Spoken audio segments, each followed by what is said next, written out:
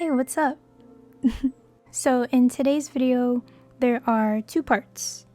So the first part, I am going to be talking about my OC and announcing her name based off of you guys' suggestions. And the second part, I'm going to be talking about burnout, artist burnout.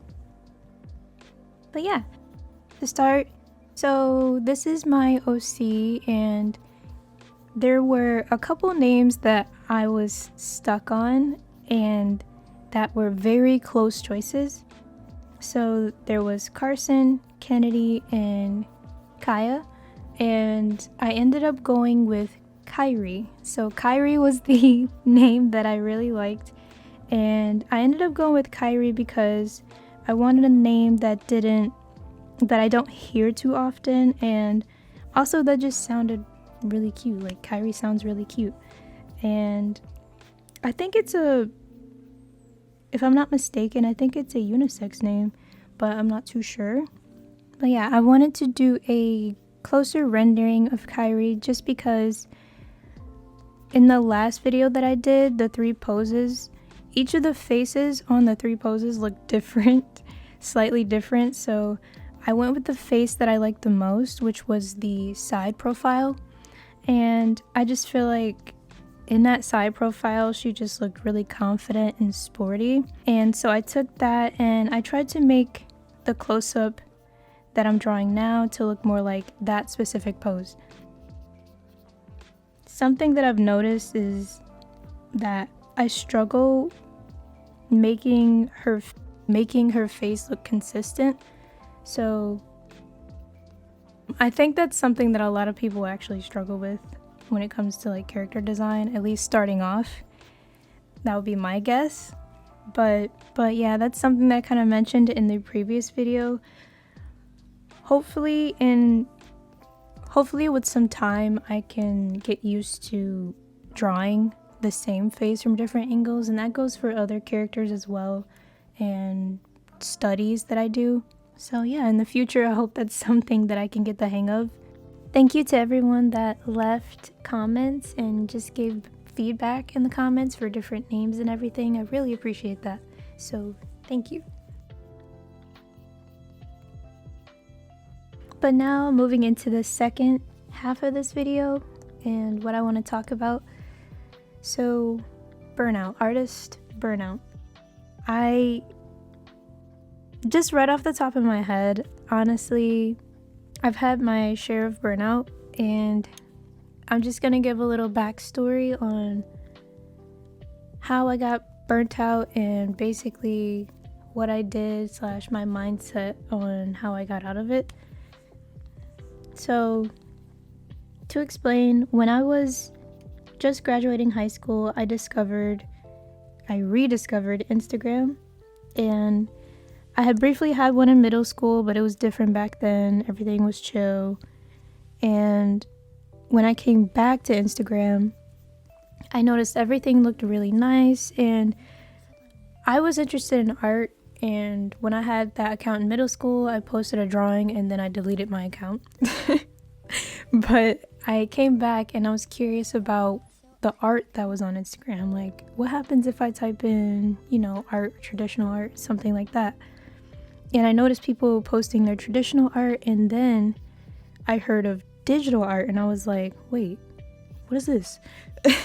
So I found out through Instagram what digital art was, and basically the programs people were using, and I found out the people that I was following was using Procreate, which is what I use now.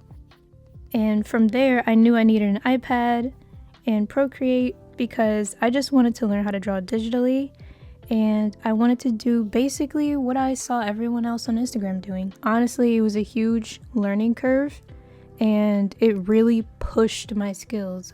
I would draw traditionally just with pencil, paper, or in a sketchbook, but digital art really pushed my skills.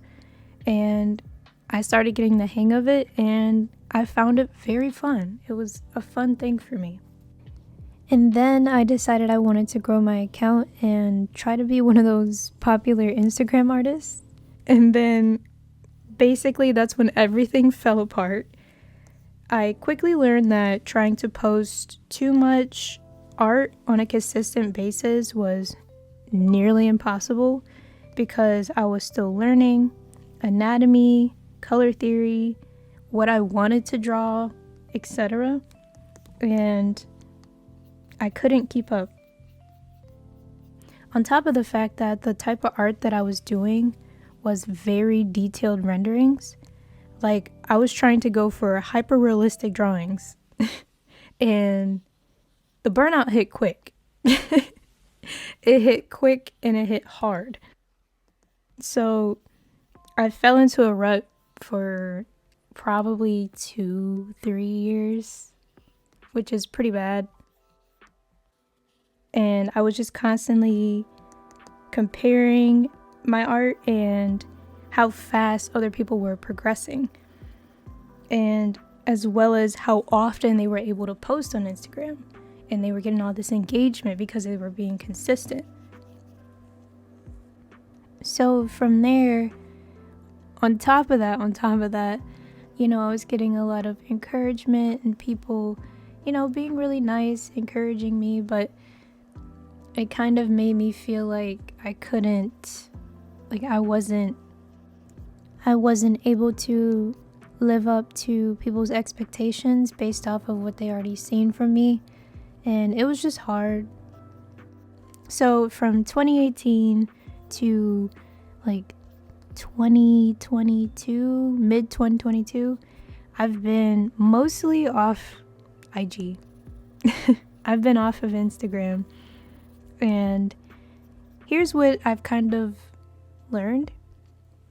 So for me, this is kind of my experience, but for me, Instagram can lead you to comparing your art if you're not careful. When I left, it gave me a sense of peace and it made me feel like I had a huge weight off my shoulders, which I wasn't expecting. I didn't think it was weighing on me that much, but it gave me time to figure out what I wanted to draw and what I liked to draw versus what I thought others wanted to see or I thought was more impressive based off of likes or engagement. So to anyone experiencing burnout right now, I feel you. It can get really bad sometimes, and to get out of it, basically, I tell myself these things and I just think like this, basically. 1, you don't need to post everything that you create, and have some drawings that are for you and that are for fun. You know, having those ugly drawings that you can just draw and have fun with instead of worrying about how they look, that's important, and it's important for building your skills as well. It's nice being able to have drawings that you don't have to show to anyone else and that you don't have to worry about perfecting before you post type of thing. Like, you don't have to think about that. You just focus on enjoying the drawing, which is really nice. The next thing is spending time finding out what inspires you instead of what you think other people will like. And the last thing is also for me spending less time watching other people's art. I'm not saying don't look at it at all. I just mean be mindful of your thoughts when you are looking. If you feel like you're feeling bad after looking at someone's art or feeling even inferior, that's a red flag. That's a big red flag. And you may even need to unfollow that person or just like limit how often you look. And that's not a dig at the person. You know, they're not really doing anything wrong. It's just sometimes at this point in time, it might be affecting you. And I notice I tend to feel a bit different about the artists that make tutorials and try to help others. Because when you see a bunch of masterpieces posted frequently in a perfect feed, it's hard to imagine sometimes the struggles that artist has gone through, because all you see are perfect pictures. And personally, I love seeing imperfect pictures. Small little imperfections are honestly comforting and make everything feel human. And because of that, I like making tutorials and showing people my to and fro, my beginning to end. And I feel like also helping people figure out how to draw certain things in the best way that I can, and communicating that the best way that I can, is something that I just like to see more of. Nothing's ever going to be perfect, and I just want to let people know that at the end of the day, sometimes it's not sustainable to try and make a masterpiece every single time and perfect it and post it. It's not really necessary. It doesn't really matter. I like to share my art to inspire because it makes me happy and it makes me feel fulfilled. And it's so important not to make that a negative experience every single time that I want to share something or every time I want to create something. And if that's how you feel as well, then I assume the same thing will go for you as well. And if you're more worried about getting better, remember that all the sketchy drawings and unfinished works are still an important part of your growth, and just as important as your finished pieces. Arguably more, because you're taking the time to learn and draw and understand yourself and get better at what you want to get better at. I think what matters overall is being able to share how we creatively express ourselves, and I think that's what's really important, along with uplifting each other. But yeah, this was honestly, again, just my personal experience and what helped me feel better and what I went through, but I hope this was helpful in some way or interesting. I kind of would like to do more talking videos about specific topics, but I'm not too sure on what yet, so if you have any suggestions, feel free to let me know. Though I am thinking of sending out polls in the community tab. As for the rest of the video, I'm just gonna let the rest of the video play out. I hope you enjoyed watching.